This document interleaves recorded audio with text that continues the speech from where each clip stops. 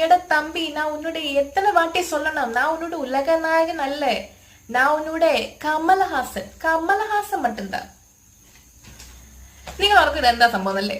സംഭവം ഇന്ന് Indian cinema ലോകത്ത് ഞെട്ടിച്ചൊരു വാർത്ത പുറത്തു വന്നു. അത് നമ്മുടെ കമലഹാസൻ, ഇന്ത്യൻ സിനിമാ ലോകത്തിൽ തന്നെ പ്രമുഖ നടന്മാരിൽ ഒരാളായ കമലഹാസൻ പുതിയൊരു സ്റ്റേറ്റ്മെന്റ് ആയിട്ട് ഇങ്ങനെ പുറത്തു വന്നിരിക്കുകയാണ്. ഞാൻ ഇനി മുതൽ ഉലക നായകൻ ആണ്ടവർ അല്ല, ഇനി വെറും കമൽഹാസൻ മാത്രം, എന്നെ ഇനി അങ്ങനെ വിളിച്ചാൽ മതി.